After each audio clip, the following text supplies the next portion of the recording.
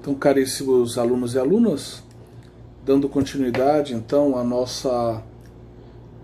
nosso curso sobre teologia trinitária, nós estamos buscando os rastros, os vestígios da revelação do Deus unitrino no Antigo Testamento e estamos querendo aprofundar agora um tema importante, que é o tema do significado bíblico de nome, para que a gente possa chegar justamente na ideia do Deus que revela o seu nome, o que isso significa, Deus revelar o seu nome para Israel, certo?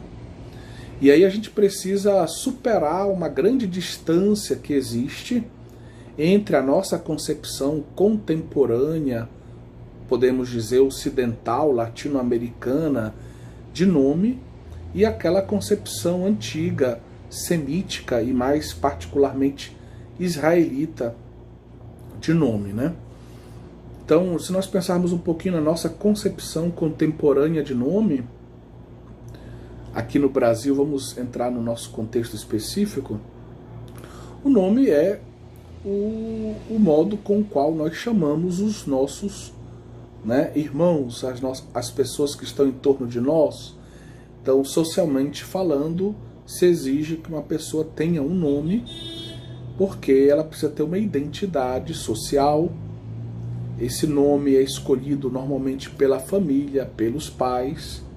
É o modo com o qual a gente chama alguém. É o modo com o qual a gente designa alguém, o nome. Muitas vezes a gente vê pessoas que escolhem, famílias que escolhem um nome para os seus filhos, usando o critério da originalidade, um nome que ninguém tenha, dado o tamanho da nossa população.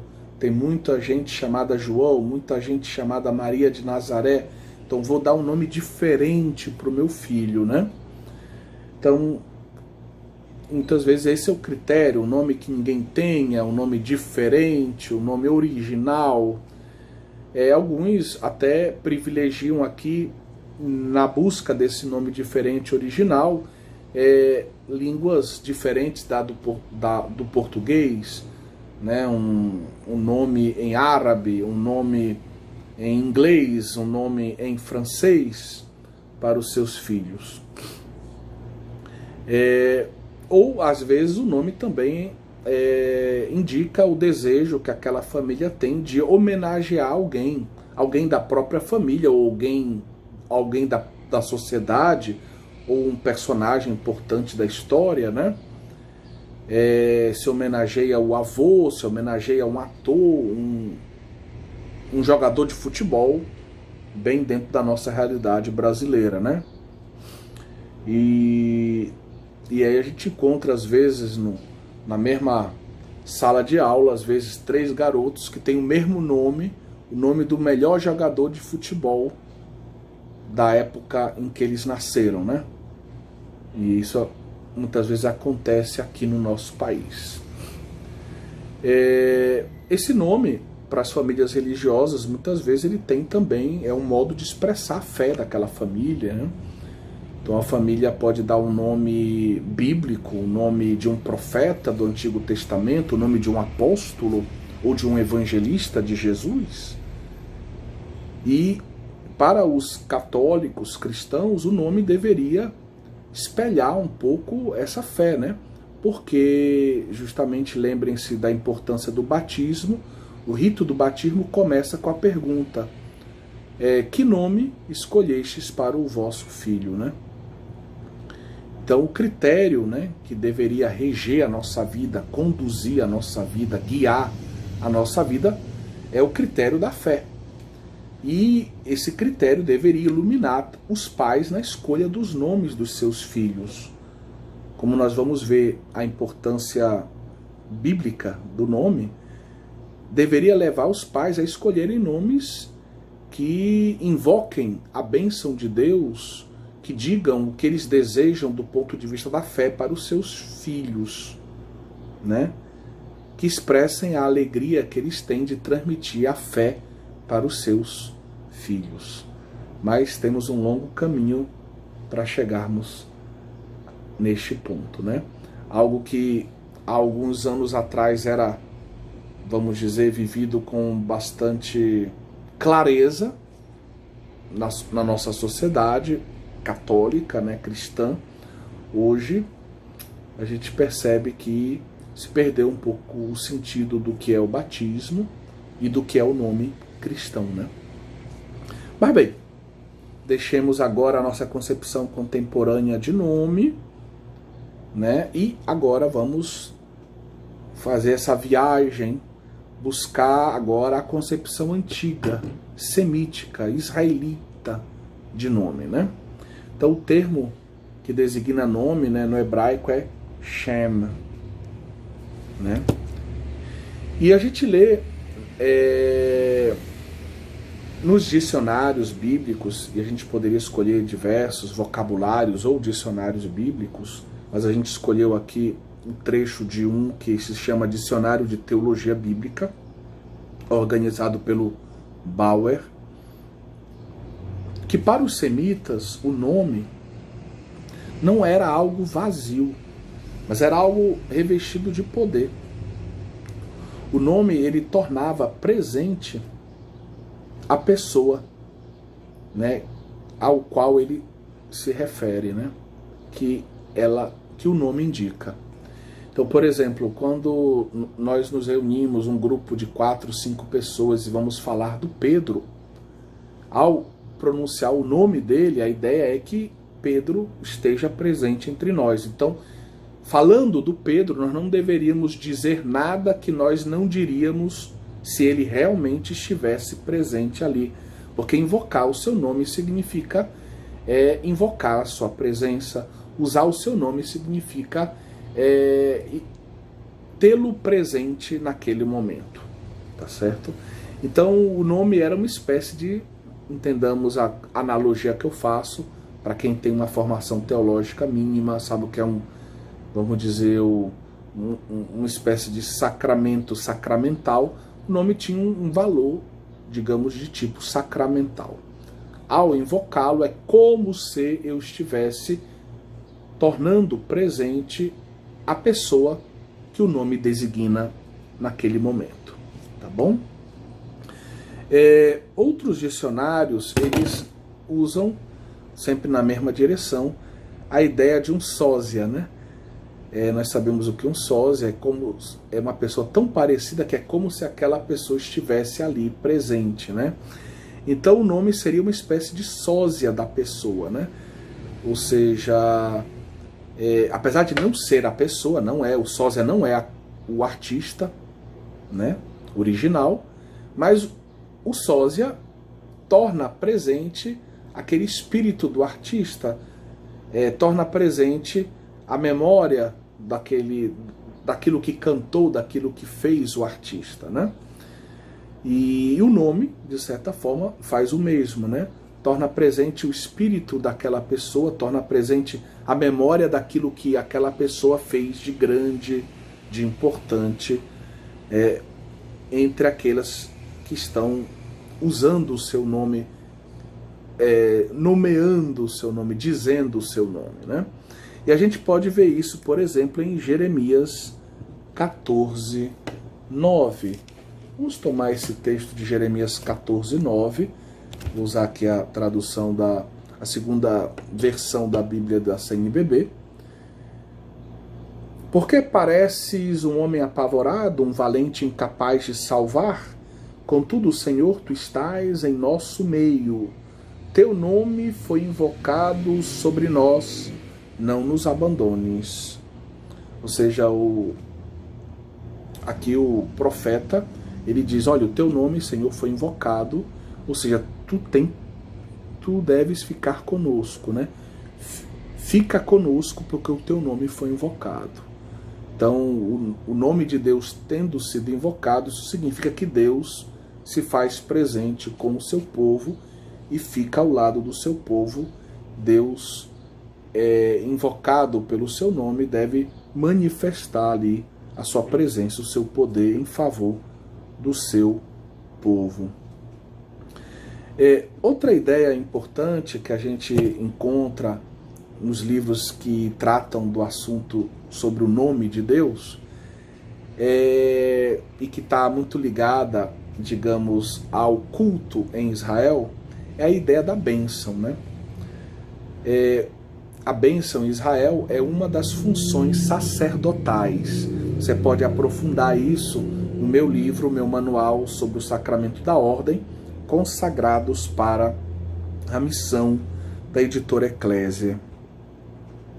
Mas bem, se nós lermos, por exemplo, Sirácida 45, de 15, do versículo 15 ao versículo 19, nós vamos ver que ao sacerdote é confiada a missão de abençoar o povo. E como é que o sacerdote deve abençoar o povo? Deve dizer o nome de Deus sobre o povo. Então, o nome de Deus traz uma bênção sobre o povo. Abençoar é dizer o nome de Deus, invocar o nome de Deus, ou invocar a própria presença de Deus sobre o povo, porque o nome pronunciado invoca a presença daquele ao qual o nome se refere, né? E esse nome de Deus, a gente sabe que existem duas grandes tradições do nome de Deus, mas a mais, vamos dizer, importante é o tetragrama santo, aquelas 4 letras santas que às vezes em português a gente traduz como Yahvé, né? Mas tenhamos ciência de que a gente não sabe exatamente se essa pronúncia, não sabemos se essa pronúncia é correta, é apenas uma hipótese, essa reconstrução do nome de Deus.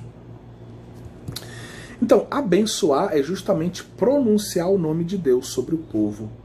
E isso, dentro da concepção religiosa de Israel, significa garantir para o povo a proteção divina. Quando eu abençoo, digo o nome de Deus sobre o povo, a presença de Deus é invocada e Deus, estando presente, vai proteger o seu povo. Na ideia de abençoar também, existe a ideia de que se estabelece ali uma relação. O sacerdote é um mediador, né? E ao pronunciar o nome de Deus, então Deus se faz presente e entra em relação com o povo. O povo que está sendo abençoado, no momento em que o sacerdote invoca o nome de Deus solenemente, a presença de Deus, Deus se faz presente ali e Deus então entra em relação com o seu povo, né? Então a bênção, ela estabelece também uma relação pessoal entre Deus e a pessoa, e as pessoas abençoadas, o povo, né?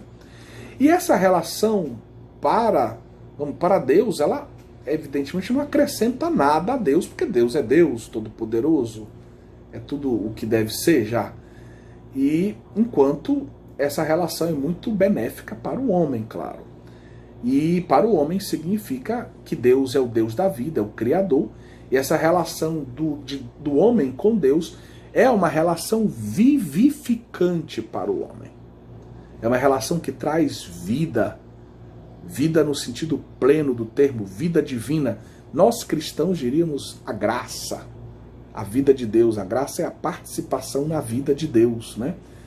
Mas aqui na concepção ainda israelítica, é uma concepção um pouco mais concreta, né? Menos abstrata, não. E então esse Deus, ele comunica a vida, né? Vida no sentido pleno do termo, que não é só vida biológica, mas é vida completa. A gente diria, né? Não é bem a concepção que os israelitas têm de corpo e alma. É vida para o corpo, é vida para a alma, é vida para o homem por inteiro, tá certo?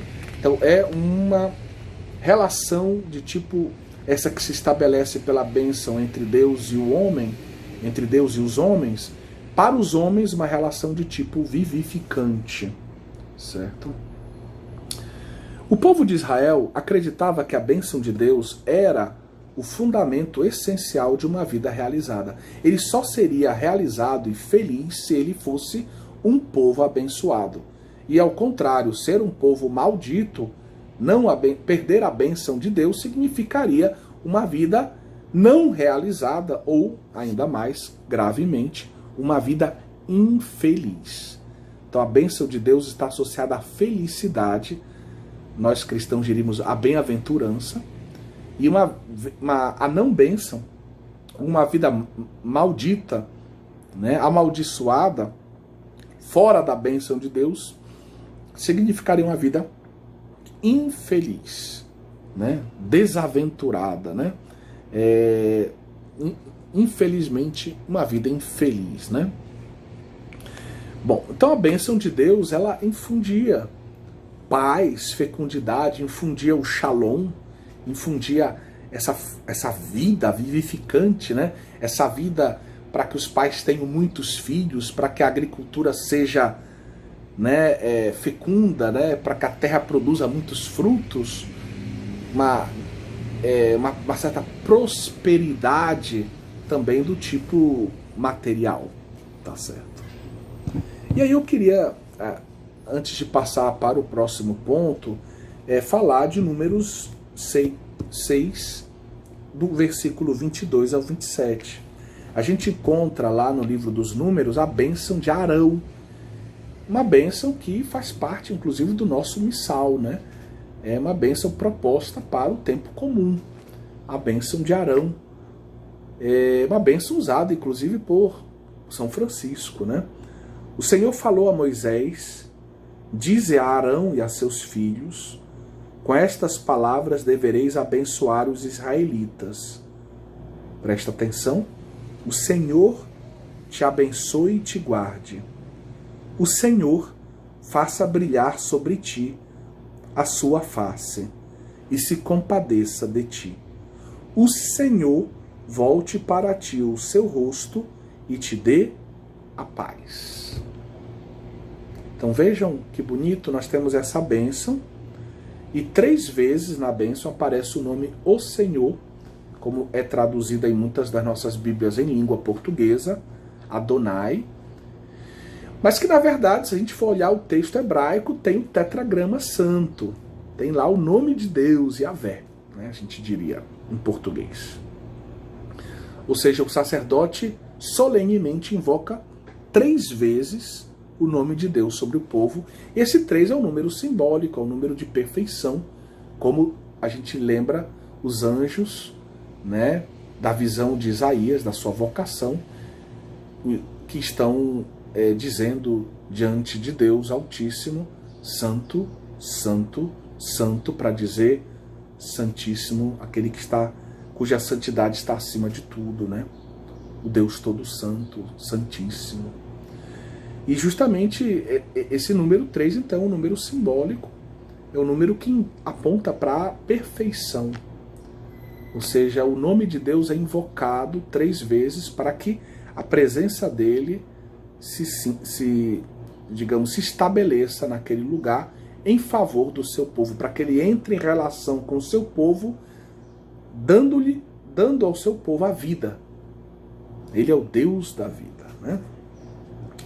E vejam que no final da bênção, né, se fala de paz. Essa bênção infunde a paz, né? Bem, esse texto também é importante. Quando a gente lê um livro do Roland Devaux, Instituições de Israel no Antigo Testamento, é um livro muito interessante para quem quer conhecer o Antigo Testamento. Então, vou até mostrar para vocês aqui a capa da edição dele, em português, da Paulus, da editora teológica. É um livro já antigo, se eu não me engano, do final dos anos 50, início dos anos 60, mas que é produzido por esse dominicano, que é um grande conhecedor do Antigo Testamento e também arqueólogo, que nos apresenta assim, as grandes linhas das principais instituições do Antigo Testamento, né? Fala muito sobre a religião, sobre a sociedade, sobre a família, né? E quando ele fala sobre a família, né, ele dedica um capítulo aos filhos, e lá dentro do capítulo sobre os filhos ele fala sobre o nome.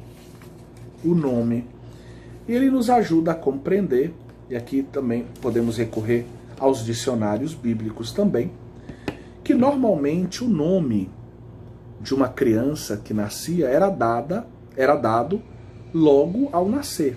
Então, o recém-nascido recebia logo um nome. Esse nome, diversos textos, como Gênesis 29 e 31, a Gênesis 30, 24, toda essa perícope, Gênesis 35, 18 e 1 Samuel 1, 20, atestam que a mãe dava o nome aos seus filhos. Nós temos também outras referências de que, às vezes, era o pai que dava o nome aos filhos, para os filhos que nasciam, certo? Mas, agora fazendo referência ao Novo Testamento, lá em Lucas 1, 59 e Lucas 2, 21, aparece lá a ideia de que o nome é dado no momento da circuncisão. Esse costume aqui narrado por Lucas, a gente não consegue encontrar muito fundamento disso no Antigo Testamento, tá certo? E então Lucas, a gente sabe que ele não era um judeu e que no evangelho dele, justamente por não ser um judeu, às vezes ele apresenta com alguns limites os costumes da época, né? Então ele pode ter associado a ideia do nome ao momento da circuncisão, quando, na verdade, o nome, pela tradição, vamos dizer, de Israel, era dado já normalmente ao nascer, né? A criança, quando nascia, já recebia um nome, né? Bem, alguns nomes indicam circunstâncias especiais do nascimento, né? Por exemplo, se a gente pegar Gênesis 4:1, Caim. E aí a explicação do nome, às vezes, é uma espécie de malabarismo para tentar explicar a etimologia daquele nome. E aí Eva dá o nome a Caim, dizendo que ela adquiriu, e esse verbo adquirir é caná, e aí Caim viria de Caná, adquiriu um homem. O mesmo acontece com os filhos de Jacó. As esposas de Jacó, né, Léa e Raquel, vão dando nomes aos filhos segundo as circunstâncias do nascimento de cada um deles. Típico é o último nome, né? O filho último de Jacó é Benjamim. E o primeiro nome que a mulher dá ao menino porque a mulher vai morrer dando à luz para o menino, é Benoni. E Benoni significa filho da minha dor. Só que imagine a criança crescer com esse nome, eu sou o filho da dor. E aí, digamos, o pai acaba mudando o nome do filho depois para Benjamim, que é o filho da direita, esse filho querido que o pai tem, né, daquela esposa que ele tanto amou, né? Muito importante também nesse ambiente de Israel são os nomes teóforos. Teóforo é aquilo que é portador de Deus. O nome teóforo significa o nome que tem dentro dele, digamos, na sua composição, um apelativo divino. Um nome de Deus compõe aquele nome, tá certo? Por exemplo, vou dar um exemplo para vocês, Yeshua. Yeshua significa Deus salva. Josué, né, no Antigo Testamento, o nome dele é fundamentalmente o nome de Jesus, Yeshua. Então significa Deus salva, tá bom? Então, esses apelativos podiam ser, por exemplo, El. Quer ver um profeta que tinha o nome El na composição do seu nome? Eliahu. É o profeta que nós chamamos de Elias, certo? O nome dele em hebraico é Eliahu. Então, a gente encontra o El dentro da composição do nome dele.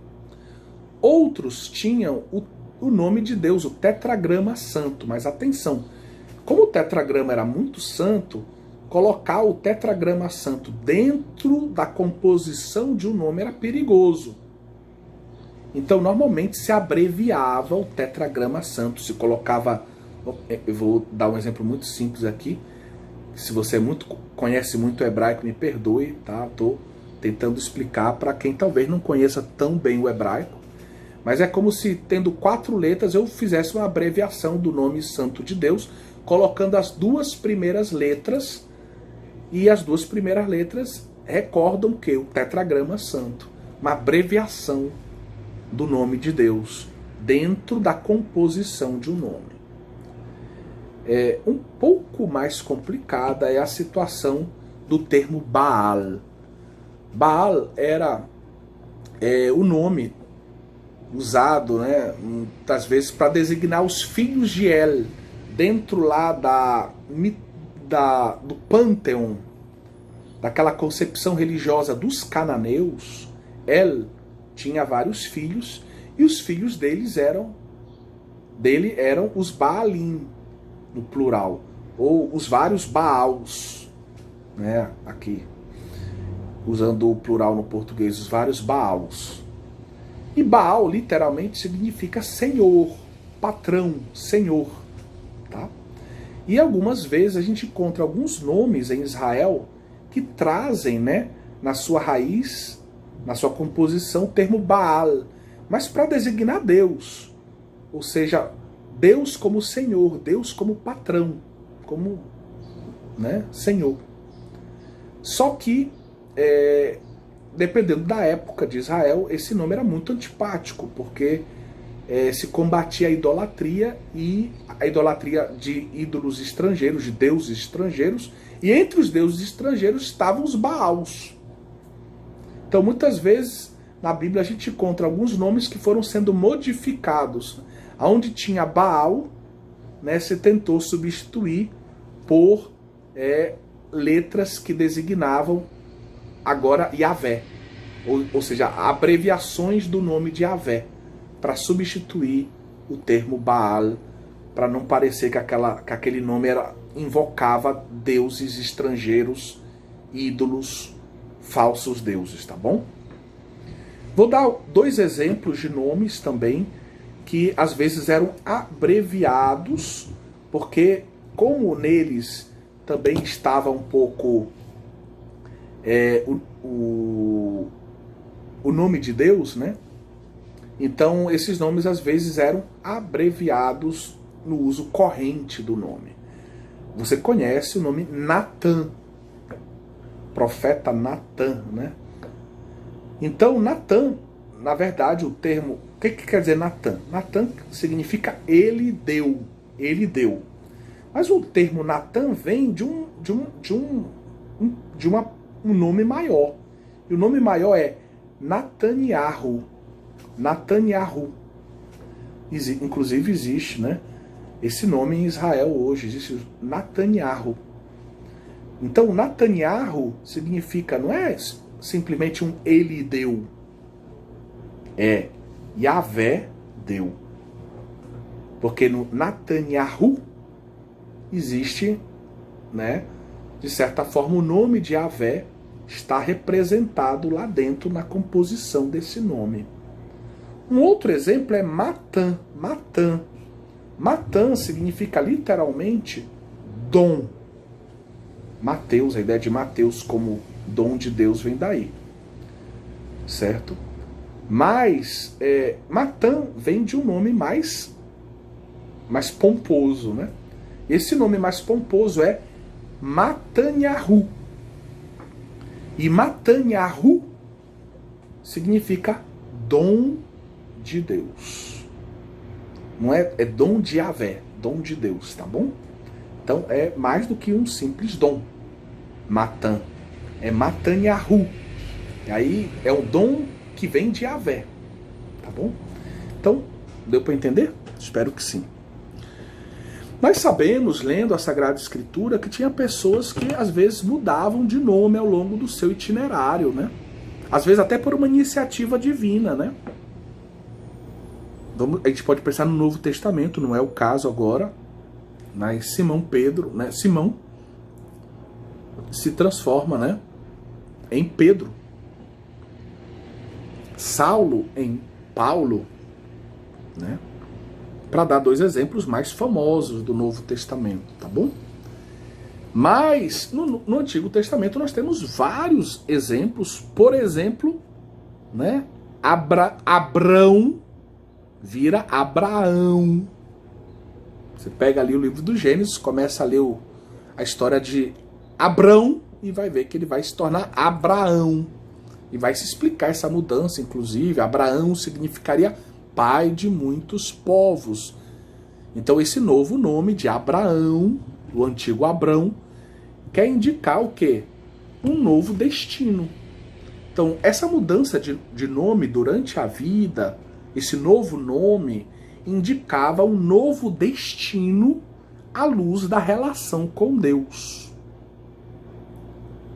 Nós poderíamos dizer também uma espécie de vocação. Tá? Outro exemplo famoso é Jacó, o neto, né, de Abrão, do antigo Abrão que virou Abraão. Então Jacó ele vai lutar com o anjo de Deus e vai receber um novo nome que é Israel, que significa, né, olha aí o nome, Deus. Israel significaria aquele que lutou com Deus. Ele lutou com o anjo, lutou com Deus. Isso você encontra lá em Gênesis 32, 29. Outra personagem, a esposa de Abrão, ela se chamava Sarai. E ela vai receber o nome de Sara. Então Sarai, a esposa de Abrão, que virou Abraão, Sarai vai receber um novo nome, parecido, Sara. E vai se explicar esse novo nome, porque ela riu, né, daquilo que ela ouviu dos enviados de Deus, né, que falavam da gravidez dela. Ela que já estava idosa, achou que nunca isso ia acontecer, né? Então ela recebe um novo nome, Sara. Você pode ler sobre isso em Gênesis 17, de 5 a 15. Tá bom? Então, feitas essas observações, a gente dá mais um passo nesse aprofundamento do significado bíblico do nome, né? Que quer preparar para o discurso sobre Deus que revela o seu nome. O que isso significa? Ainda buscando aprofundar esse tema do nome, nós vemos em algumas passagens bíblicas uma ideia muito importante. O nome, ele define a essência de uma coisa, de uma pessoa. E quando nós nomeamos essa realidade, essa pessoa, por exemplo, essa cidade, nós estamos dizendo que nós conhecemos essa realidade, estamos invocando a presença dessa realidade, porque nós a conhecemos. Não posso falar daquilo que eu não conheço, né, a gente diz. E se eu sei o nome daquela pessoa ali, é porque eu conheci aquela pessoa e ela me disse o seu nome. Eu tenho um certo conhecimento daquela pessoa. Então nomeá-la é conhecê-la à luz dessas passagens bíblicas que já a gente vai apresentar para vocês.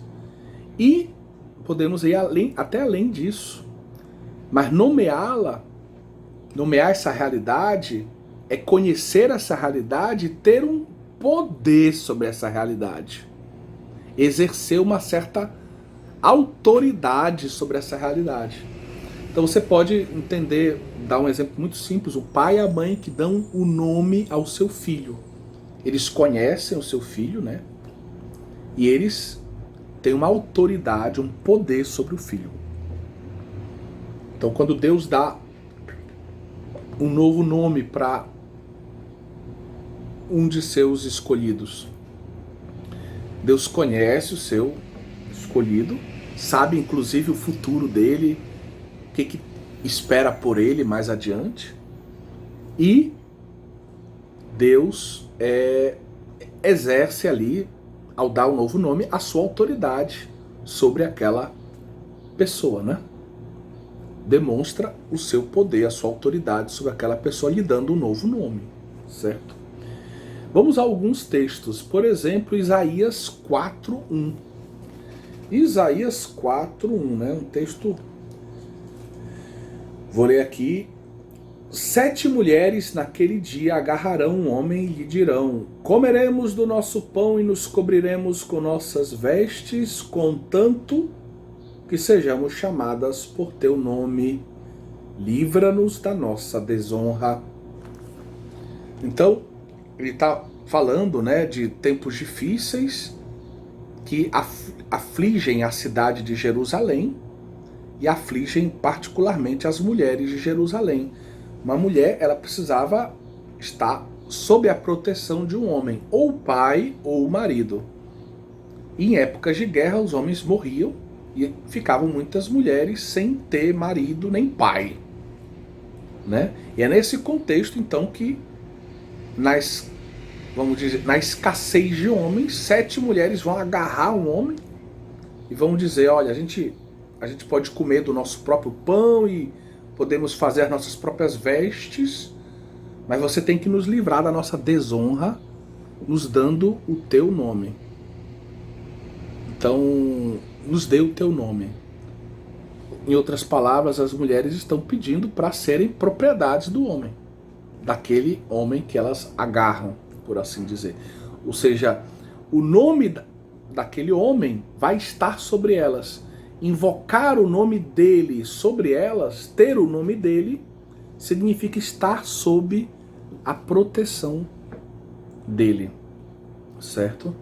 E ele dar o nome dele para elas, aqui é a ideia que a gente quer ressaltar, ele, ao dar o nome dele para elas, ele está exercendo, né, um domínio sobre elas. Ele diz: elas são minha propriedade, ou seja, eu sou o patrão delas, o Baal delas, o senhor delas, tá bom?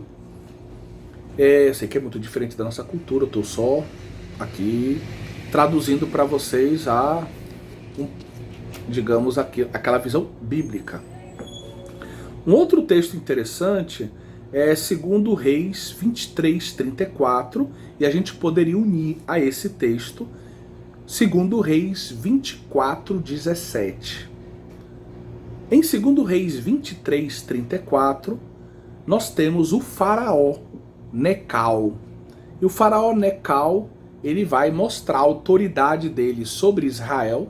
Israel, nessa época, depende, ora do Egito e ora dos povos da Mesopotâmia, né? Dependendo de quem está ganhando, dependendo da situação das alianças políticas, Israel vai buscar proteção, ora num lado, ora no outro. E o faraó Necal, então, para exercer a autoridade, o poder dele sobre Israel, olha o que ele faz. Ele muda o nome do filho do rei Josias. O filho do rei Josias se chamava Eliacim. Ele muda o nome dele para Joaquim, para que fique claro quem é que manda nele. Ou seja, mostrar que aquele rei é vassalo dele. Então ele dá o nome para aquele, vamos dizer, para aquela pessoa, para aquele rei, para dizer: olha, eu é que tenho autoridade sobre você. Então é um modo de exercer o domínio, a autoridade sobre uma pessoa, dar o nome para ela. E no capítulo 24, sempre no segundo livro dos reis, versículo 17, a gente já tem o outro lado da história, né? Nabucodonosor, que é um rei babilônio da Mesopotâmia, vai mudar o nome de Matanias e vai dar a ele o novo nome, Sedecias, certo? Para fazer a mesma coisa, para dizer: olha, esse cidadão aqui, que é rei, ele é rei vassalo, quem manda nele sou eu, Nabucodonosor. Então ele dá o nome para dizer o poder, a autoridade dele sobre o rei, tá bom? Outro exemplo interessante que mostra que dá que quem tem o nome do outro, quem invoca o nome do outro, exerce um domínio sobre o outro, que é um certo poder sobre aquela outra pessoa que, digamos, que eu conheço o nome, né? É a história de Jacó e do anjo. Gênesis 32:30, né? Ali em torno desse versículo. Então Jacó briga com o anjo a noite toda. E é interessante porque Jacó, ele quer saber o nome daquele que está lutando com ele, né? Que ele compreende a partir de um certo momento que é um enviado de Deus. Então Jacó perguntou: dize-me, por favor, teu nome. Então Jacó é um personagem muito esperto. Você lê tudo que se fala de Jacó no livro do Gênesis, ele é sempre muito esperto, certo? E aí ele quer saber o nome, porque se ele souber o nome, ele vai dominar o adversário dele. Então ele quer saber o nome, mas o anjo responde: para que perguntas o meu nome? Ele sabe por que ele quer perguntar o nome dele, né? E ali mesmo o abençoou. E Jacó chamou aquele lugar de Fanuel, porque ali ele viu, entre aspas, a face de Deus. Fanuel, né, é El, Deus. Fanuel seria a face de Deus. Também é um exemplo de nome que tem o nome de Deus dentro da sua composição, né? Então, no fundo, no final das contas, quem é que foi que deu o nome? Foi o anjo que no final, vencendo Jacó, lhe deu um novo nome. Ele vai ser chamado agora Israel, né? Porque ele lutou com Deus. E isso mostra que Jacó está sob o domínio de Deus. Agora ele tentou saber o nome do anjo para ele poder dominar o adversário dele, né? Porque conhecer o nome, invocar o nome, significa exercer um certo poder sobre a pessoa. Bom, eu vou fazer uma pequena observação dentro do nosso contexto de vida espiritual. Nós sabemos que um dos momentos mais importantes de um exorcismo, né, é justamente quando o exorcista consegue que o demônio que está ali presente diga o seu nome. E muitas vezes a luta é porque o demônio não quer dizer o seu nome, ele mente. E aí o exorcista precisa usar a autoridade de Jesus, o sangue precioso de Jesus, a palavra de Jesus, com invocações do rito de exorcismo, e ele tem como objetivo que aquele demônio que está se manifestando naquela, digamos, na vida daquela pessoa que está sob possessão, diga o seu nome, porque na hora que o exorcista sabe o nome do demônio, fica mais fácil ele exercer uma autoridade, um domínio sobre o demônio. Vejam que coisa interessante, concreto na nossa vida espiritual. Tá bom? Outra passagem bíblica, sempre do Antigo Testamento, a gente encontra interessante sobre a questão do nome, no livro dos Juízes, capítulo 13, versículo 6. A mãe de Sansão recebe um anjo, né? O anjo vai revelar que ela vai dar à luz, etc. E o anjo do Senhor não revela o seu nome. Ela quer saber o nome dele, mas a passagem bíblica diz que o anjo do Senhor não revelou o seu nome. E não revelar o seu nome significa justamente que esse anjo manifesta assim a sua transcendência. Se ele dissesse o seu nome, ele, de certa forma, seria conhecido por aquela pessoa, a pessoa poderia invocá-lo e ter um certo domínio sobre ele, certo? Então ele não revela o seu nome para mostrar a sua autoridade, a sua transcendência. Bom, última passagem, não, penúltima passagem bíblica muito importante é Adão, segundo capítulo do livro do Gênesis, versículo 19 e seguintes. Adão, depois de ter sido plasmado por Deus, ter recebido o hálito da vida, Adão vai conhecer tudo que existe, vai dar nome a tudo que existe. Vai dar nome aos animais. Isso significa o dar nome, que ele tem uma autoridade de guardião, como uma espécie de administrador sobre todas as coisas que existem. Então Deus deixa claro com isso que Adão está num patamar acima das outras realidades, que ele tem uma autoridade sobre essas realidades, que ele exerce um certo domínio em nome de Deus, certo? Sobre tudo o que existe. É um guardião, certo? Porém, ele não vai encontrar ninguém que lhe seja, que possa ser como ele, que seja como ele, e que possa ser assim aquela ajuda salvífica, aquela companhia, né, para que ele realize plenamente a vontade de Deus para a vida dele e seja feliz. Então, aí se abre a história para a criação de Eva, lá no capítulo 2. Né? Outro texto interessante é 2 Samuel 12, 28.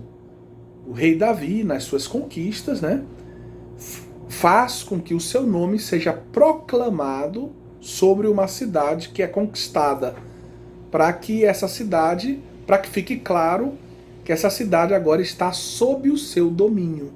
Então, dizendo o seu nome sobre a cidade, Davi está dizendo, vamos dizer, está deixando claro que aquela cidade agora está sob a sua autoridade.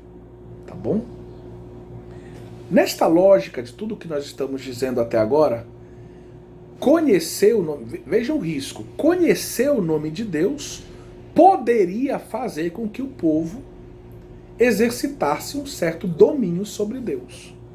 Então Deus, ao dizer o seu nome, ficaria, de certa forma, nas mãos do povo, por tudo aquilo que nós já dissemos. Então, conhecer o nome de Deus poderia fazer com que o povo exercitasse um certo poder sobre a divindade. E é uma tentação muito presente, né, na nossa vida espiritual, é aquela de querermos manipular Deus. Fazer com que Deus seja nosso servo, que ele faça a nossa vontade, não o contrário. Não somos nós que devemos ser servos de Deus, nem fazer a vontade de Deus, mas é Deus que deve fazer a nossa vontade, né? Essa é uma tentação terrível. E a gente vê isso lá no episódio do bezerro de ouro. O bezerro de ouro é muito cômodo.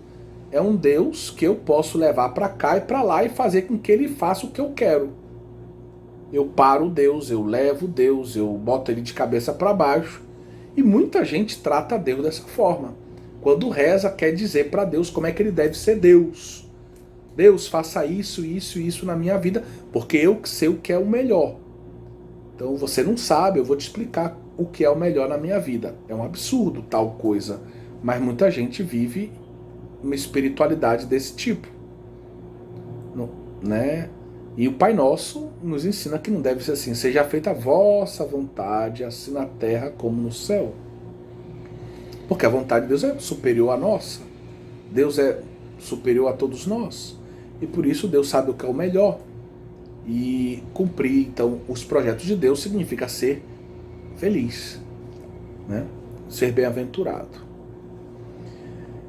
Na história de Jacó, a gente viu que Deus não permite que o seu nome seja conhecido, nem que o nome do seu anjo seja conhecido, justamente porque Jacó, muito esperto, queria poder, vamos dizer, ter um poder sobre o anjo de Deus. A gente viu isso na história de Jacó.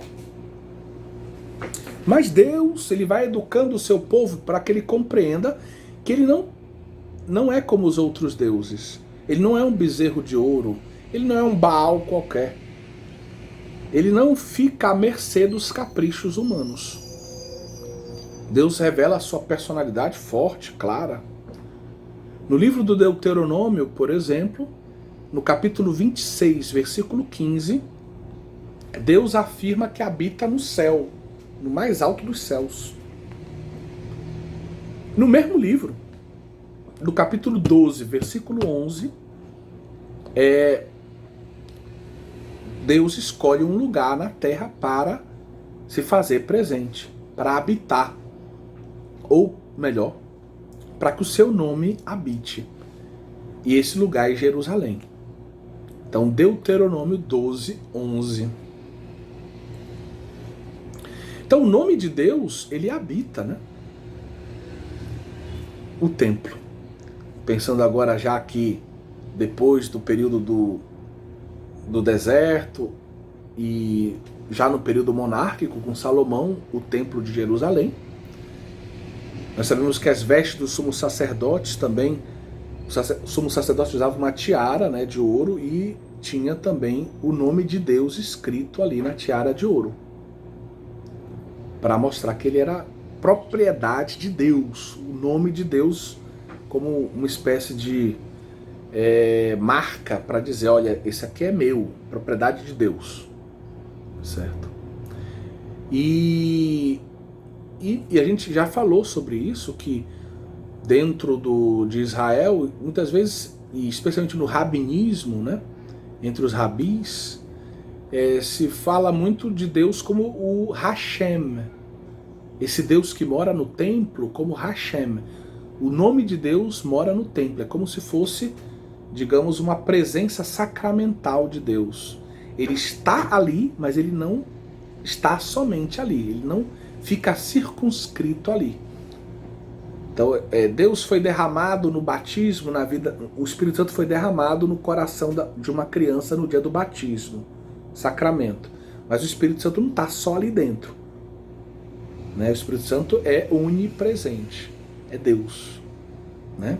Então ele é transcendente, ele não cabe, não pode ficar circunscrito apenas no peito de uma criança. Da mesma forma, Deus está presente no templo de Jerusalém, sim. Seu nome está presente ali. Sua glória está presente ali. Mas Deus não fica circunscrito ali. Deus é transcendente também. E o fato de que Deus tenha revelado o seu nome para Israel significa que, por um lado, Israel pode invocar o nome de Deus. Ou seja, Deus está ao alcance de Israel. Quando Deus revela o seu nome, significa que Deus estabelece uma relação de aliança, de amizade, de amor com Israel. Dizendo para Israel como se fosse um botão, né? Aperta esse botão e eu venho. Aperta esse botão, você me invoca e eu vou estar presente na hora que você me invocar. Diz o meu nome e eu venho. Diz o meu nome e eu vou estar presente. Diz o meu nome e eu vou estar presente e atuante para te salvar, né? Então, se por um lado Deus está presente concretamente no meio do seu povo, no templo, por exemplo, se Deus acompanha, Deus é o Deus conosco, Emanuel, né? Deus nos acompanha na história. Por outro, Deus é transcendente, e essa ideia de que Deus habita no alto dos céus aponta para a transcendência divina.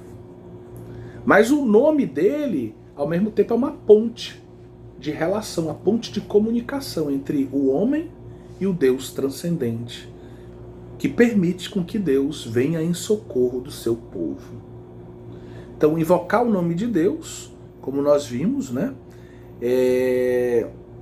era um meio para obter proteção e para obter bênção, para estabelecer uma relação profunda entre Deus e o homem, uma relação vivificante para o homem.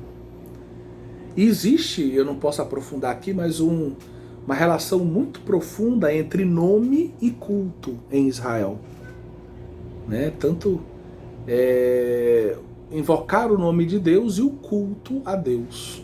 São duas realidades muito, vamos dizer, ligadas em Israel. Você pode ver isso, por exemplo, em Gênesis 12, 8 e Gênesis 13, 4 também.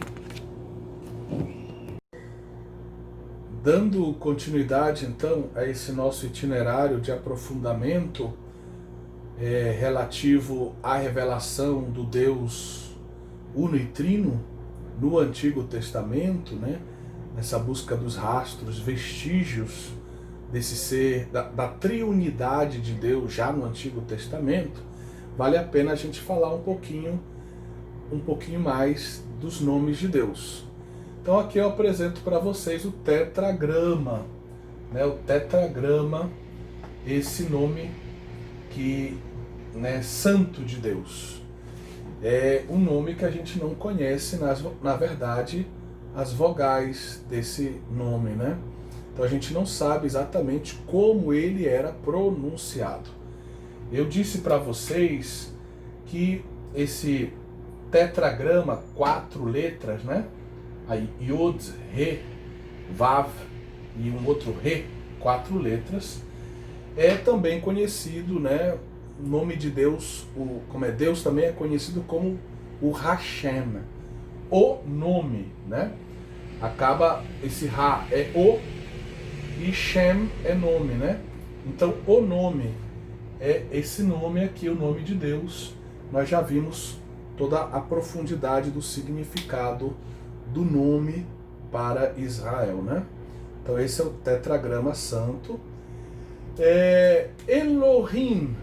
Então nós temos aqui o Aleph, o Lamed, Re e o Mem, que é um M na sua forma final aqui, e as vogais, um E, um O e um I, né?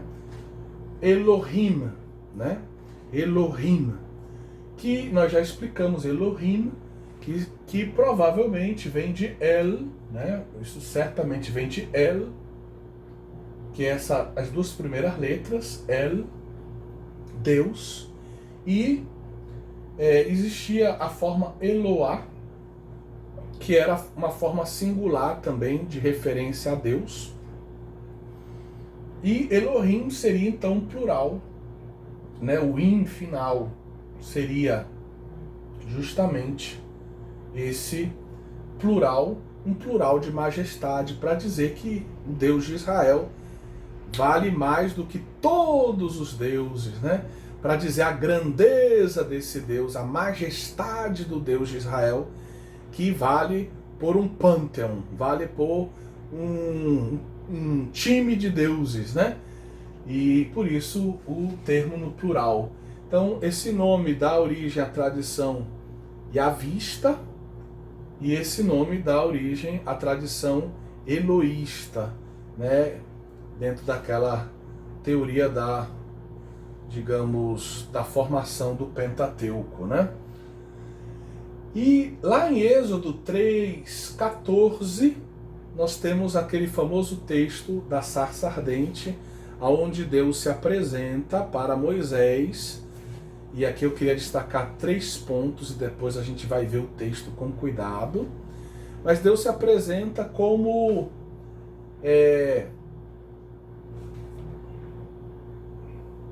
aquele que é, né? Normalmente a gente até diz assim: eu sou aquele que sou, né? Deus disse: diga que eu sou aquele que sou, né? Te enviou, né? Moisés está preocupado porque na revelação Deus lhe confia uma missão muito importante, mas ele tem que enfrentar o faraó. E o faraó é visto pelos egípcios como uma espécie de Deus, né? E Deus então está revelando o seu nome para que Moisés saiba como invocá-lo e tenha a garantia de que ele vai estar com ele para operar em favor de seu povo, para obter a libertação do seu povo, né? Seu povo do Egito.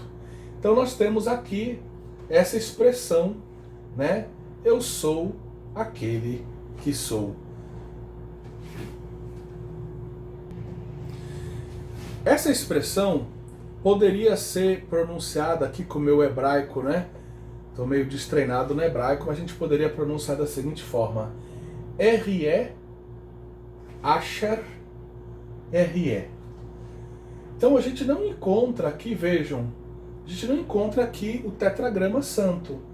eu sou aquele que sou, que é uma possível tradução, e aí existe toda uma batalha exegética quanto ao significado dessa expressão, e a gente já já vai falar sobre isso, mas você vê que aqui a gente não encontra o tetragrama santo, né?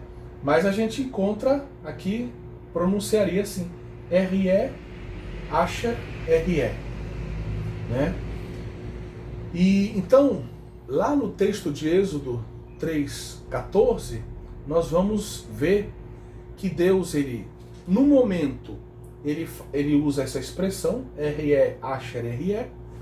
Em outro momento, ele se apresenta como o Deus dos vossos pais, o Deus dos patriarcas.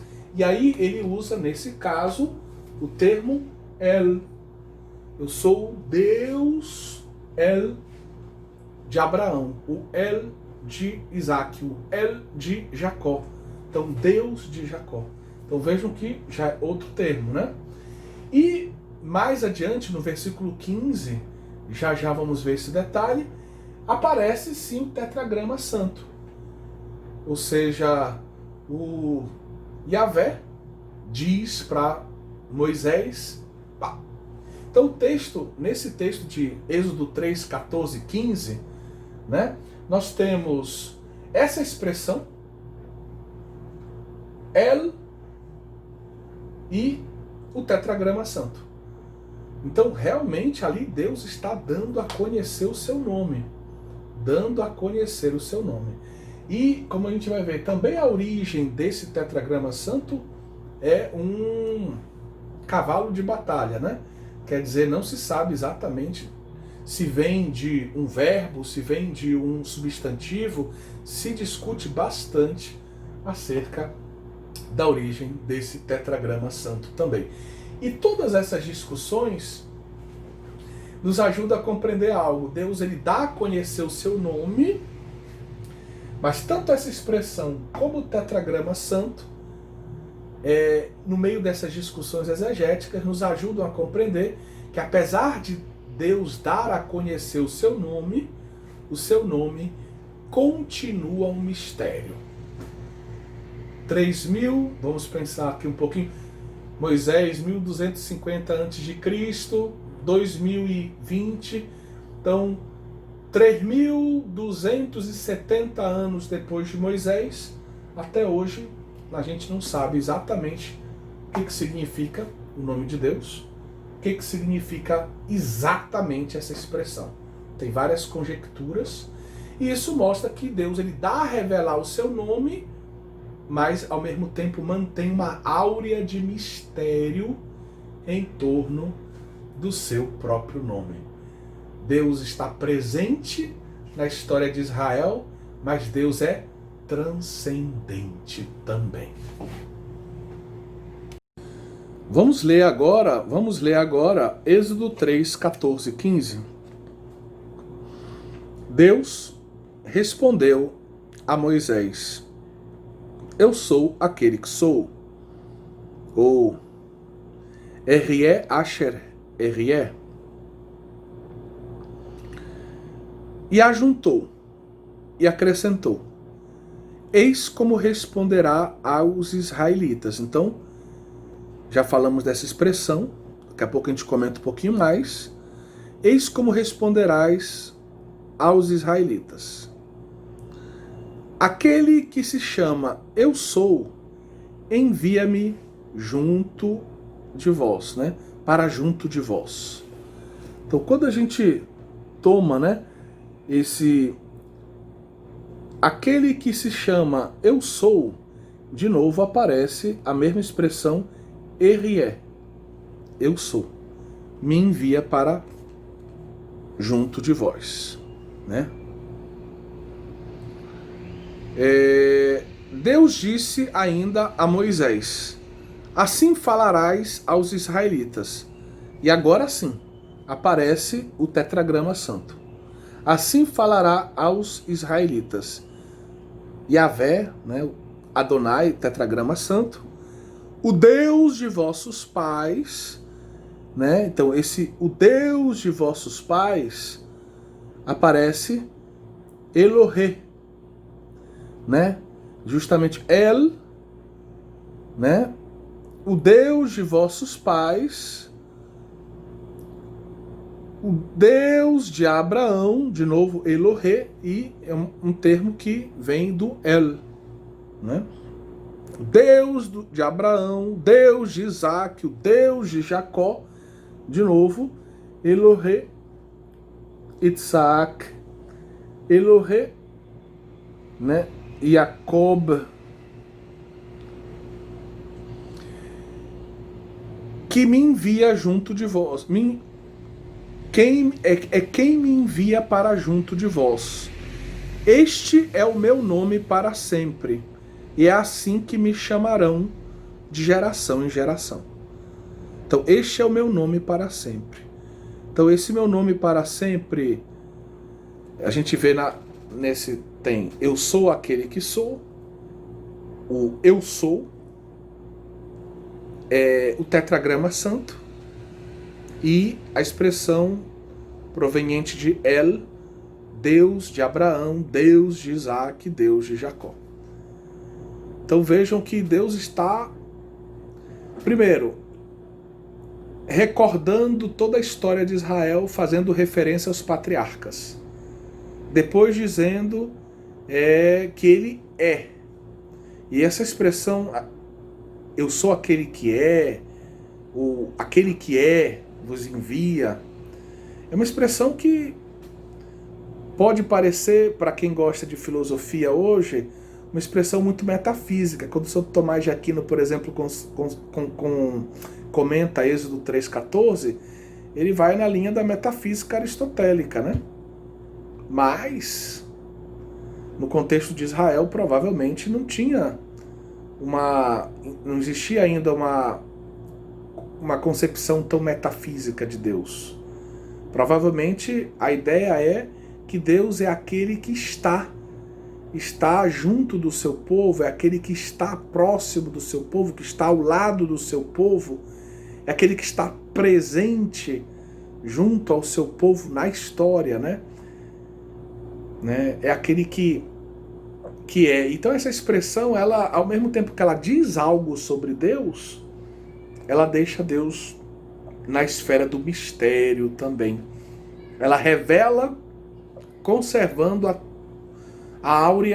auréola de mistério, né? A áurea de transcendente de Deus, né?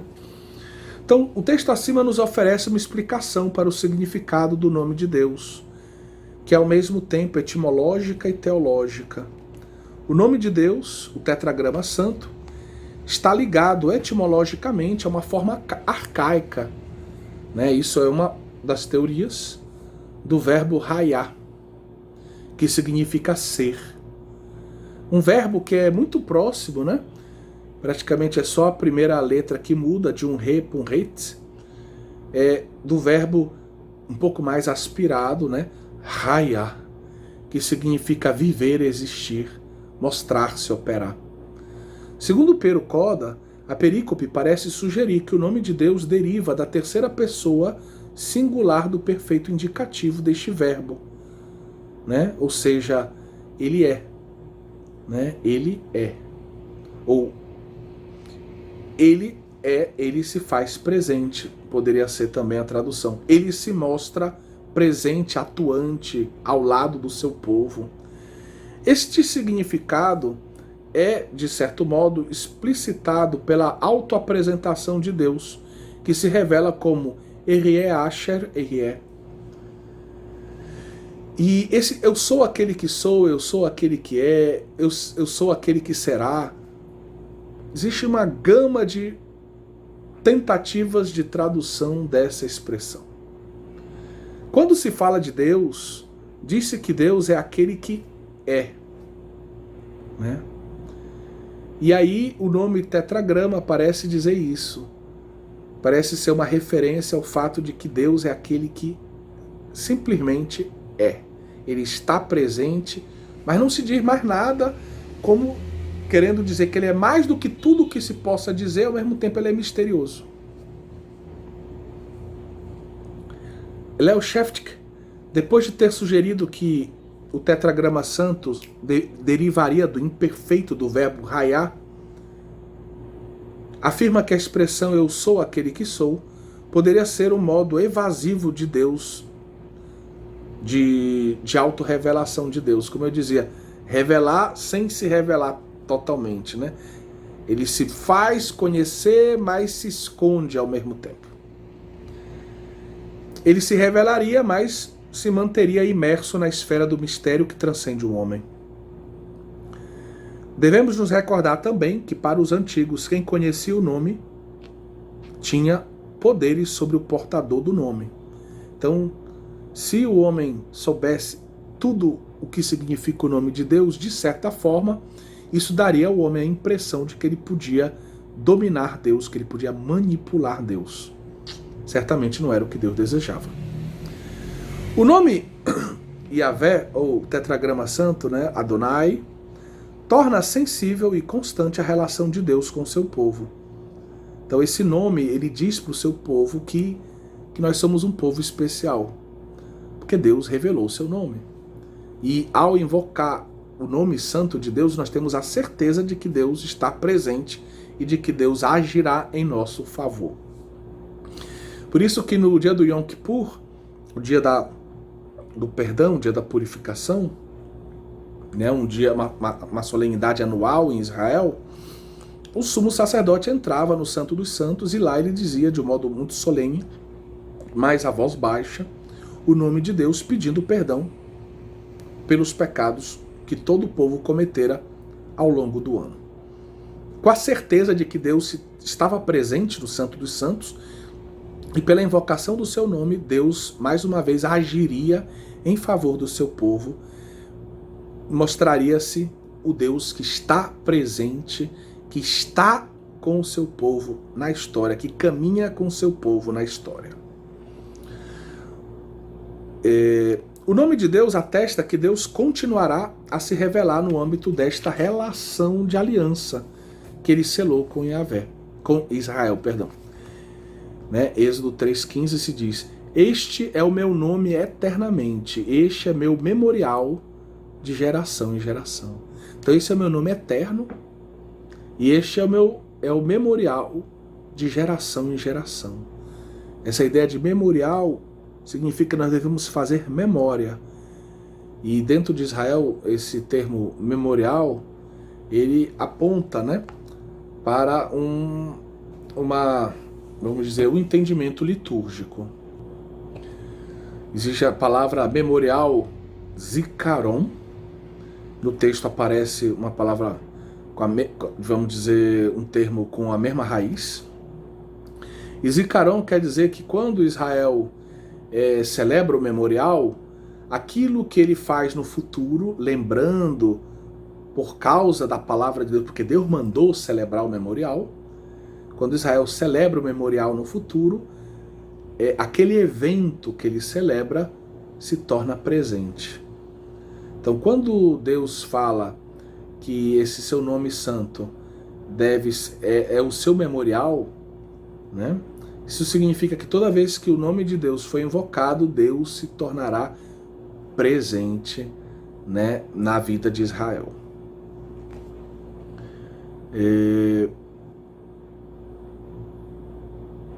Entre os diferentes nomes de Deus no Antigo Testamento, o tetragrama santo tem a primazia.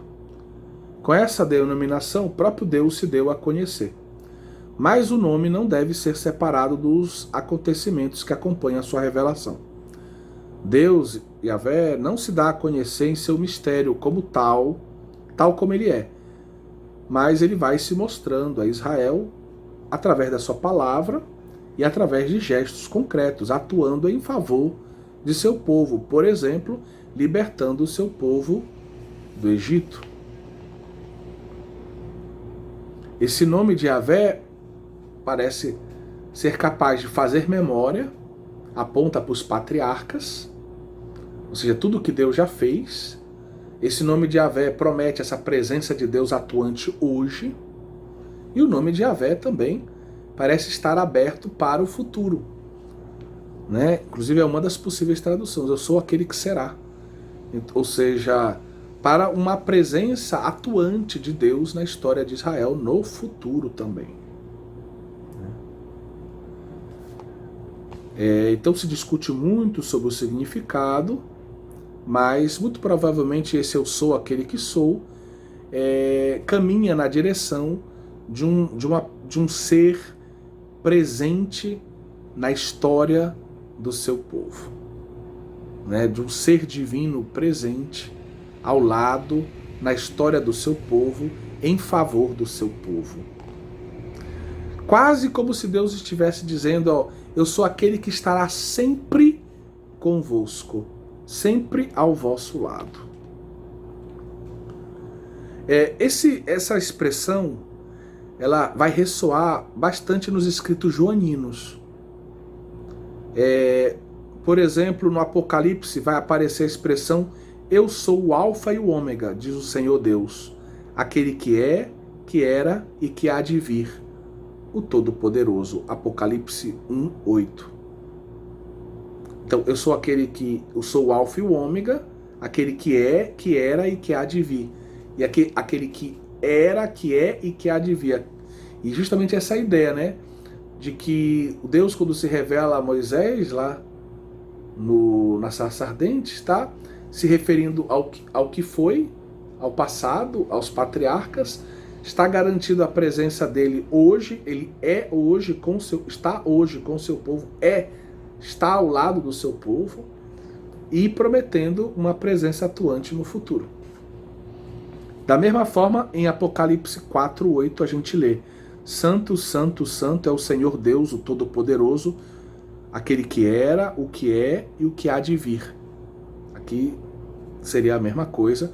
A gente ainda encontra essa ideia em Apocalipse 11:17 e em Apocalipse 16:5. 16:5 nós temos: Tu és justo, tu que és e que eras, o santo, pois julgaste estas coisas. Ok? Então é um nome que garante uma relação com Israel privilegiada, de aliança, de amor, de presença concreta em favor do seu povo, mas ao mesmo tempo mantém a transcendência divina, porque é um nome misterioso, que ninguém sabe nem sequer o significado exato das expressões que Deus usa nesse texto. Outros nomes de Deus, existem outros nomes de Deus também no Antigo Testamento. Nós já falamos de Elohim, e falamos que ele vem do El, né, dos cananeus. Existia uma variante do nome El, que era Eloá, e Elohim provavelmente é um plural desse Eloá, um plural que designa uma pluralidade de deuses. E quando se chama um só Deus de Elohim, usando esse plural, nós já explicamos, seria uma forma de dizer que Deus vale por muitos deuses, né? Que Deus está acima de todos os deuses, que é um plural de majestade, que não há outro Deus fora dele, ele vale por todos. Não precisa ter um Deus para o trovão, um Deus para o vento, um Deus para a chuva. O nosso Deus cuida de tudo isso. Um Deus para a guerra, um Deus para o mar. Não, o nosso Deus é Senhor de todas as coisas. E Elohim é uma expressão que aparece, para que você tenha uma ideia, 2.600 vezes na Bíblia. Muito, né? Então,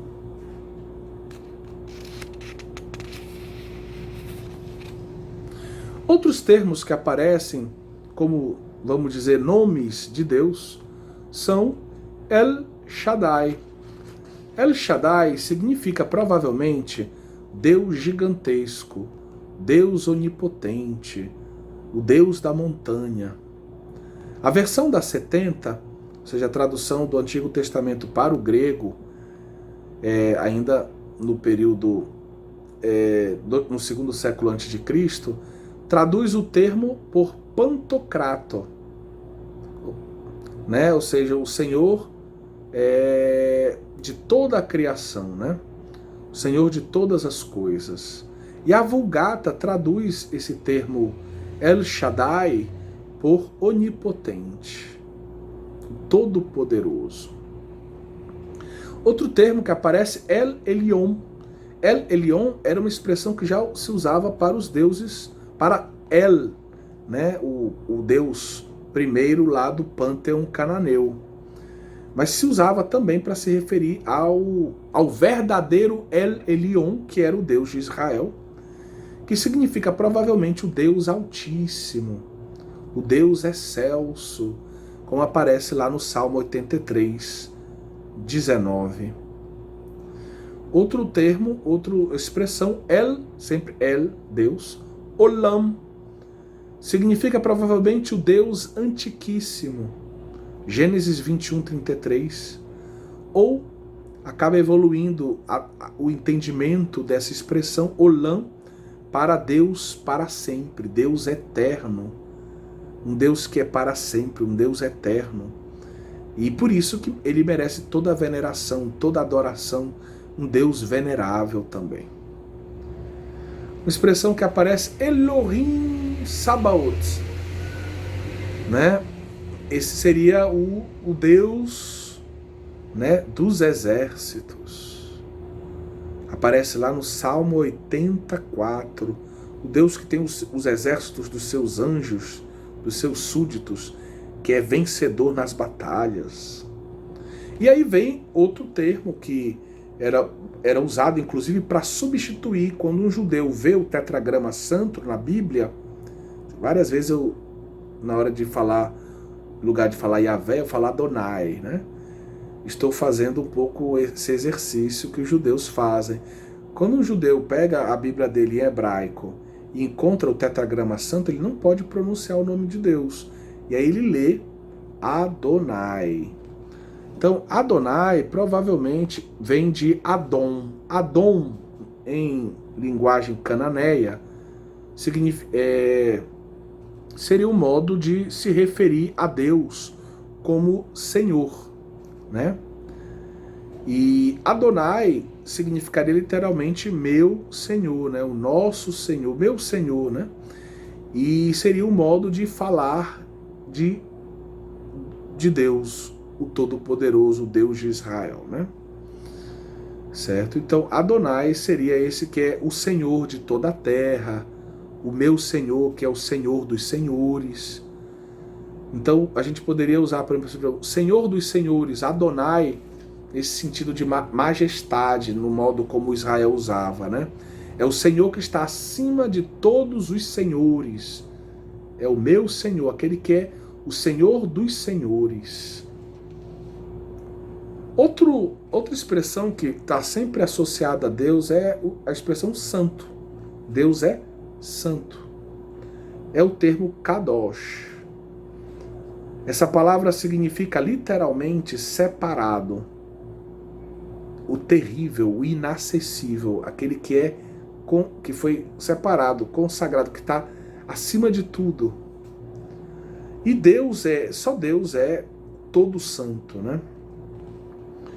Então, quando a gente afirma que Deus é santo, isso significa recordar, antes de tudo, a sua total alteridade, ou seja, a sua total transcendência em relação a tudo que foi criado, em relação ao próprio homem, em relação ao povo de Israel. O homem vem do pó e um dia vai retornar ao pó. Mas Deus, ele está muito acima de tudo que foi criado. Também se usa no Antigo Testamento algumas imagens, algumas metáforas para se falar de Deus. Por exemplo, Deus muitas vezes é comparado a uma rocha. Porque o tempo passa, às vezes um homem nasce e morre, e a montanha está lá, no mesmo lugar, a rocha está ali, aparentemente imutável. Então, essa ideia da rocha, vamos dizer, é uma imagem que fala um pouco da imutabilidade. A gente sabe que a rocha como tal não é imutável, mas ela passa essa impressão. Os anos passam, ela praticamente não muda.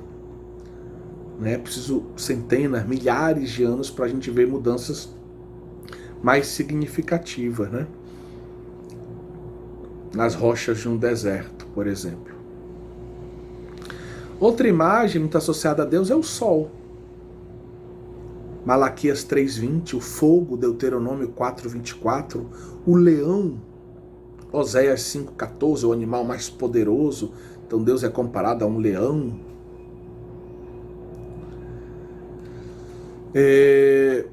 Por outro lado, existe também uma consciência de que nenhum nome é perfeitamente adequado para Deus. Por mais que a gente possa comparar Deus a uma rocha, a um leão, e dar um nome a ele, El Shaddai, Deus é mais do que tudo aquilo que nós possamos entender e dizer dele. Lá em Números 23:19 se diz, Deus não é um homem. Lá em Jó 33:12 se diz, Deus de fato é maior do que o homem. Então nada que o homem possa pensar e dizer equivale perfeitamente a quem Deus é. Os padres da igreja dirão que o Deus do Antigo Testamento é ao mesmo tempo pluridenominado e inefável. Pluridenominado, isso significa que ele tem muitos nomes. E ao mesmo tempo inefável. Ao mesmo tempo que ele tem muitos nomes, e esses muitos nomes, como o mosaico, tentam falar um pouco de Deus, cada nome quer dizer algum aspecto de Deus. Ao mesmo tempo, Deus é mais do que aquilo que se possa pensar e dizer. É inefável, aquilo que não pode ser dito. Né? E aí a gente passa para um próximo ponto, que são os sinais da revelação trinitária no Antigo Testamento. Só que a gente faz uma pergunta. No Antigo Testamento, a gente pode falar realmente de uma revelação trinitária? E quando a gente vai ver como os padres da igreja leem o Antigo Testamento, eles vão encontrando uma série de textos que parecem indicar que Deus está se revelando implicitamente já como um Deus trinitário. Os padres da igreja, iluminados pela fé em Cristo, fazendo uma releitura do Antigo Testamento, esforçam-se por encontrar certos vestígios da Trindade no Antigo Testamento. Eles interpretam muitos textos do Antigo Testamento como indicações da triunidade de Deus. Vamos dar um exemplo logo no início do livro do Gênesis. Deus criou o mundo. Deus criou o mundo, Gênesis 1:1, no princípio. Em hebraico, Bereshit, que literalmente é em princípio. E no grego, na 70, seria en arche, arque, como a gente normalmente costuma dizer em português. Então, esta formulação era explicada como uma indicação da mediação do Filho. Ele criou todas as coisas no princípio, en arche, arque. Então, Jesus seria o princípio da criação. O princípio no qual o Pai cria todas as coisas. Essa ideia aparece lá, veja que os padres sempre têm uma leitura global da Escritura, uma hermenêutica que percebe, que olha para a Sagrada Escritura na sua globalidade. Você pode ler sobre isso em João 1:3, né? Em João 1:3. E aqui a gente está citando um padre da igreja, Teófilo de Antioquia, Orígenes, Agostinho, todos eles comentando o livro do Gênesis, vão falar que esse no princípio é uma referência a Cristo. Deus criou o mundo no princípio. O princípio, esse arque de todas as coisas, é Cristo. Então seria uma referência a Cristo. Mas logo no segundo versículo, se diz que o Espírito de Deus repousava sobre a face das águas. Então, o arque do primeiro versículo e agora o Espírito, rua, em hebraico, né, rua, do segundo versículo comporiam então agora a triunidade de Deus. Deus criou, no princípio, o Verbo e o Espírito. Deus, o princípio e o Espírito, Pai, Filho e Espírito Santo. Da mesma forma, o termo Elohim. Elohim não é um plural? Pois bem, esse nome que está 2.600 vezes presente no Antigo Testamento, os padres da igreja, ao lerem esse nome no plural, diziam, por que está no plural? Esse plural quer dizer que Deus é Pai, Filho e Espírito Santo. Esse plural é uma indicação que no único Deus nós temos 3 pessoas. Essa segundo vestígio.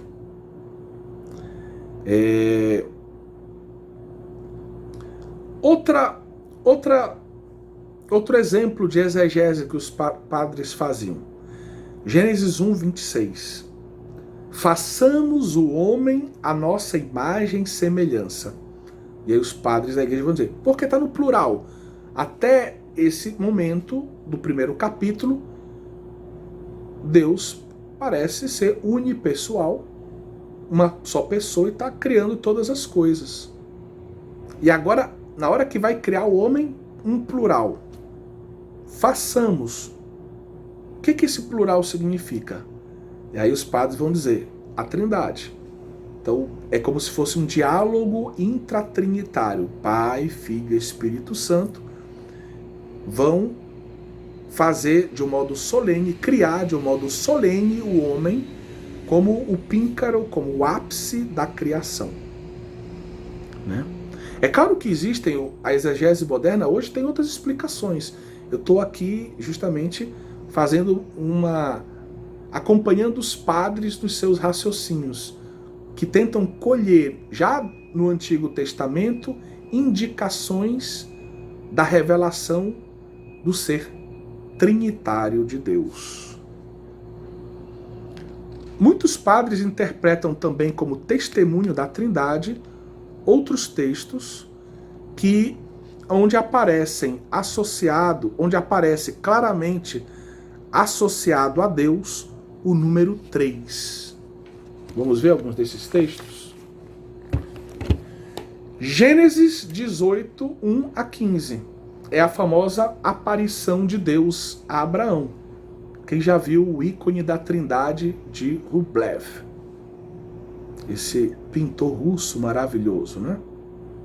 Então ele pinta justamente os 3 homens que visitaram Abraão, que, quando a gente vai ler o texto, ora o texto parece falar no singular, ora o texto fala no plural, como se os 3 fossem um, como se os 3 realmente fossem 3. E existe uma alternância entre singular e plural do ponto de vista da dinâmica do texto que não é muito comum. Não é muito comum nos textos veterotestamentários. Então narra-se uma aparição de Deus a Abraão, afirmando-se que 3, vamos dizer, um homem com 2 companheiros se aproxima de Abraão, e Abraão começa a chamá-lo de Senhor e trata-o com toda a reverência, e o texto oscila entre singular e plural, como eu dizia. Esses 2 companheiros do Senhor vão, né, até as cidades que precisam ser, por assim dizer, punidas por Deus, porque vivem no pecado. E Deus tem um diálogo com Abraão relativo ao seu amor, à sua misericórdia e à sua atenção para com os justos também. Então, esse é um texto que muitos padres da igreja viram como uma manifestação da Trindade. E o Rublev interpretou dessa forma, pintando essa cena como se fosse uma epifania trinitária, né? Uma teofania. do Deus Trindade. Números 6, 24 a 26, nós já falamos desse texto, é a bênção de Arão. Nós vimos que na bênção de Arão aparece 3 vezes o termo Senhor, que é o tetragrama santo. O Senhor te abençoe e te guarde, o Senhor faça resplandecer o seu rosto sobre ti e tenha misericórdia de ti, o Senhor sobre ti levante o rosto e te dê a paz. Volte para ti o seu rosto e te dê a paz. Então, 3 vezes o nome, o tetragrama santo. 3 vezes por quê? Os padres da igreja vão dizer Pai, Filho e Espírito Santo. Deuteronômio 6, 4, 5. É o famoso texto do Shema Israel. Ouve Israel, o Senhor, nosso Deus, é o único Senhor. Amarás, pois, o Senhor, teu Deus, de todo o teu coração, de toda a tua alma e de toda a tua força. Aparece de novo 3 vezes o nome, o tetragrama santo, Adonai ou Yahvé, tá bom? Então os padres da igreja vão dizer, poxa, esse texto é super importante, 3 vezes o nome de Deus de novo, que nem na bênção de Arão, Pai, Filho e Espírito Santo. É a triunidade de Deus. Outro texto é Isaías 6:3. Nós temos o trisagion, como dizem os gregos, né? O canto do 3 vezes santo. Agios, santo, né? Então, os serafins vão cantar em torno do trono de Deus. Santo, santo, santo é o Senhor. Ou seja, Deus é 3 vezes santo. É o Senhor dos exércitos, toda a terra está cheia de sua glória. Então, um Senhor, 3 vezes santo. Aí você já viu, os padres da igreja vão dizer, Trindade. Podemos citar ainda outros textos que estão espalhados aí no Antigo Testamento, que apontam para, digamos, essa manifestação de um Deus que é, né, segundo os padres da igreja especialmente, um Deus unitrino.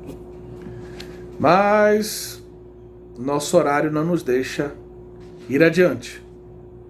Então vamos deixar para a próxima aula a continuidade dessa nossa história, né? Desse nosso mergulho no Antigo Testamento em busca dos vestígios da revelação da Trindade. Que Deus abençoe cada um de vocês, que a Virgem Maria nos ajude a viver a nossa vocação. Nós que somos chamados à santidade. Sede santos, como o vosso Pai do céu é santo.